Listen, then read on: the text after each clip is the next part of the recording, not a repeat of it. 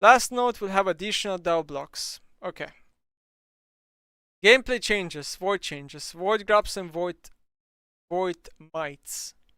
We got some brand new resident moving into the Baron pit this season, the void grabs. They are voidborn beasties that will take place of the Reef Herald of each game before despawning at 40 minutes.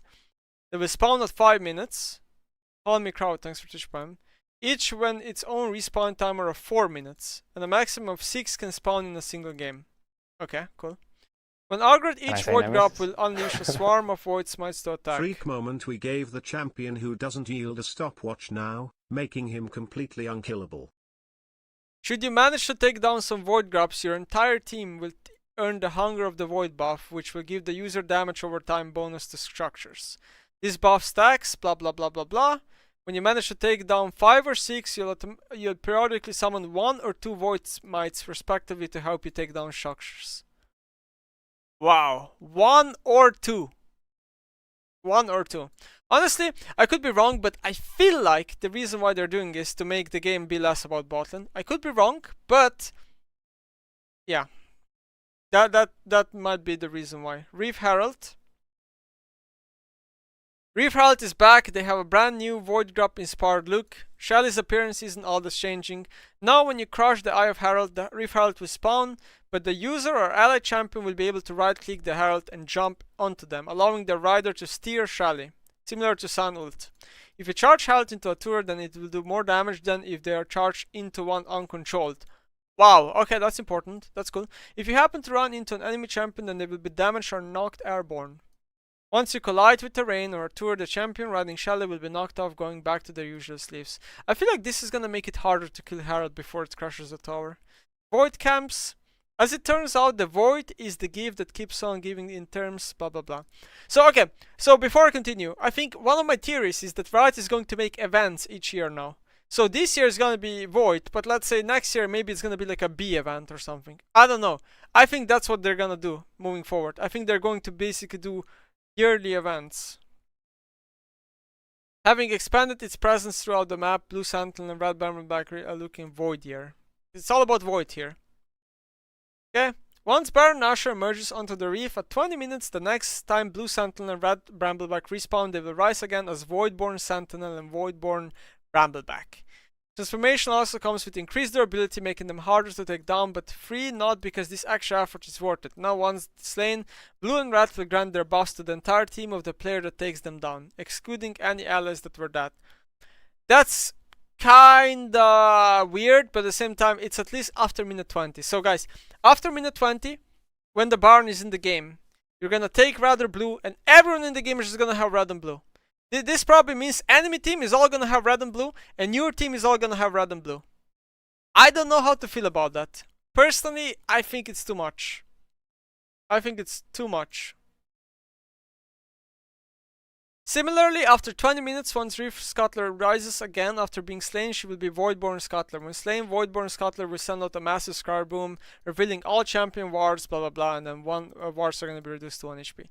So Scuttler is going to be a lot about vision. Okay. Now the start, the Baron Pit, Baron Usher, blah blah blah. So this is one of the areas of how Baron is going to look like. There's still a wall where you can steal the Baron. Right here, you can still threaten a Baron still. But there's a lot more open area here that you can play. This area in particular is the longest like wall here. The longest choke is right here, so this area you have to be really careful of. It's very interesting though, but there's a lot of areas where you can hit. This is a very open space in a way. A visual update isn't the only thing Baron's getting with the updates. He's also getting 3 brand new forms. Hunting Baron leaves the pit unchanged. Territorial Baron creates a wall in front of the pit. And finally, the All-Seeing Baron closes off the front and opens up sides, creating a tunnel. Only red or blue spawns void like not both and not always. Oh, only one of them. Oh, okay. So only one red buff or blue buff can be void. Okay, okay. Okay. These new configurations create variation in how Baron fights play out game to game. So okay, so this is the tunnel one. This is the one that's like basically the same as before. Nothing changes, right? I'm pretty sure the pit should be kind of similar. And then here, this is the pit where it's a bit more open to the sides, but the middle part is a bit more closed. So if you want to contest this barn and you come in from here, then this is like a choke you have to be careful of. But this side seems to be a bit more open than this side. In order to make each barn encounter more unique, we also added different attacks for each barn variation. Okay. All-Sing Barn opens a void rift that creates a damage over time zone within the new tunnel pit. The Rhetorical Baron pulls champions near him with his new handy hands. The Hunting Baron blasts all nearby enemies with lightning from above. Okay. I mean, that's gonna be pretty easy to get used to over time, to be honest. Range changes. They say a picture is worth 1,000 words, so instead of trying to read textual descriptions of the map, changes allow me to visually demonstrate them. Okay. So this is top lane. Alcove seems pretty similar. This side of the map seems roughly similar, although this part is a bit more open. Blue buff is definitely way different here. Bush is still here. There's a new bush right here, which is very interesting. And then this part, so the middle bush here, and then this part is like...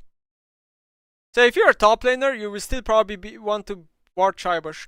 Okay, so one thing that's very noticeable here is this wall is way thicker, right? So you can't flash this wall.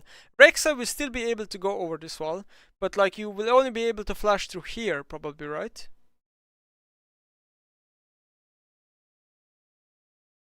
Cassante wall. It is actually a Cassante wall. Holy moly. Zari also, yeah. It's interesting. This part is also a bit more open here. Up in the top side, we have two major changes. First, we somewhat mirrored the terrain from blue to red side, making gank paths more similar and the lane trickier to gank. Second, we created a new little wall and brush combination in the middle of the river entrance. Okay. Jungle. Okay, so this is mid to bot side. So let's see what's new. So this part seems pretty unaffected. This part right here seems... I mean, the bush is more further away from lane. There's no pixel bush anymore here. There's this new bush right here, which probably players are going to ward right here, I would assume. Because this part would give a lot of vision right here somewhere. Blue buff area is pretty same here, but this here is changed. There's like a tunnel here. So let's say you are mid lane and you run to bot lane, then you can run through river or through this path, which is a bit more aggressive. But it is way more simpler to run since it's pretty straight. Right here, bush that controls, and then this bush. Okay, I mean, makes sense. River is pretty open. There's a big wall right here. Okay, this big wall is pretty important because certain champions will be able to dash out of it. And maybe Riot is gonna put a Blastcon here. It wouldn't surprise me if there's a new Blastcon right here. This wall right here, a lot of champions won't be able to go through it. So if you come from here, you're gonna have to choose, right? Do I go from bot side and contest the Jargon this way? Or do I go from here and contest the Jargon this way?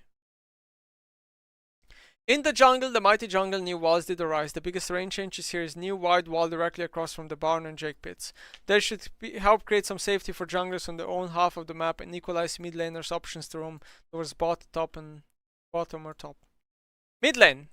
Okay, so looking at mid lane, very interesting.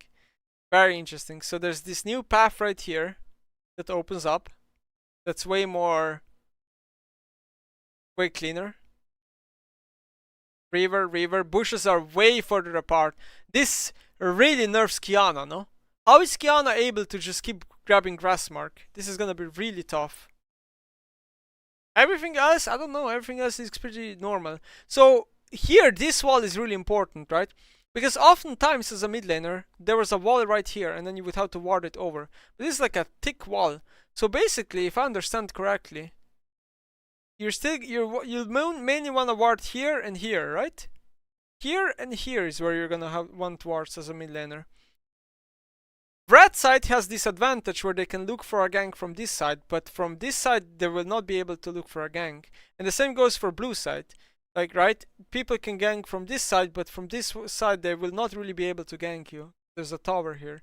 unless they walk through tower, but they're probably taking minimum 2 tower shots, if not 3, if they walk through here. This is how it's designed, right? So it's designed in a way where someone can't gank you from here, because the tower is going to attack you so many times, and the same goes from here. Someone will not be able to gank you from here because the tower will really attack you a lot.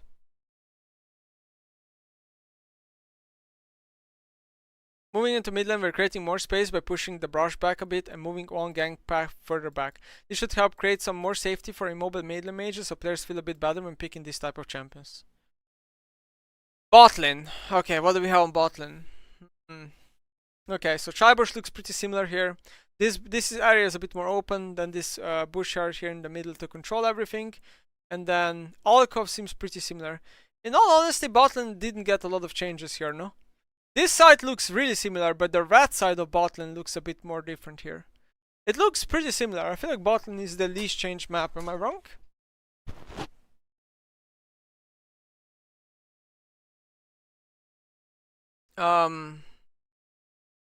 Okay.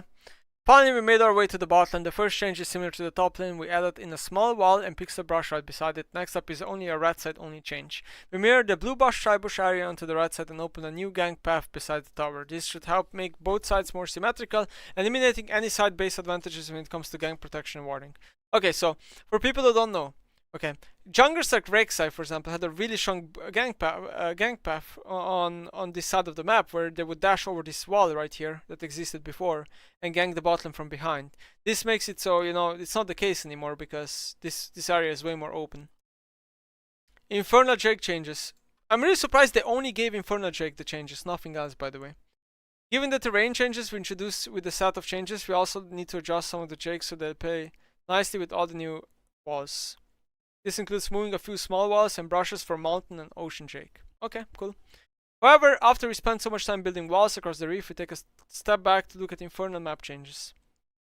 Infernal cinders will spawn around the map. Each cinder will give champion that picked up adaptive stats beneficial to your champion burst of move speed. Upon death, champions will drop half the cinders, which they can be picked up by other enemy and allied champs. We want to experiment with these changes after considering player feedback being the least interesting in terms of gameplay. Okay, so players are saying that Infernal map is the least interesting one.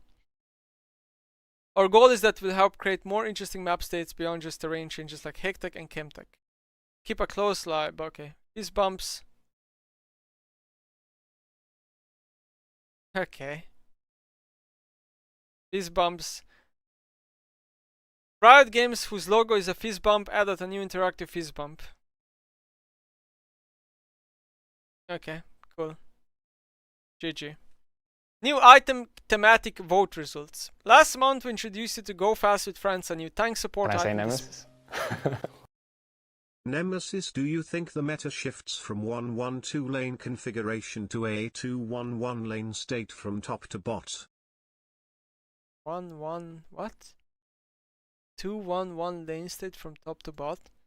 No, because they're gonna keep the tower protection in the game. I think the game is gonna run the same way.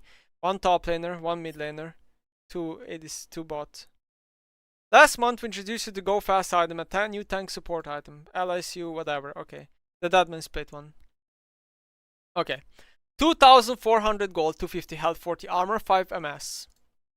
Passive, when moving up, build 20 MS at max stacks, leave a trail that raises allied champions, moves by 50% of yours.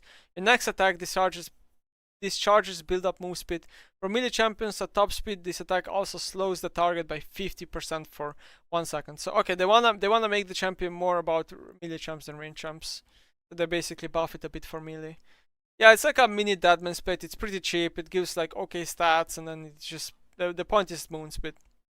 Dynamic music, you know our cool new void creatures. Well, the brand new visuals aren't the only one changing around the bottom pit with our changes. We also added new music where there's fighting. Okay, that's kind of cool. Item changes. Okay, so blah blah blah. We remove stopwatch and the perfect timing room. Thank you. Thank you. Finally. Good change.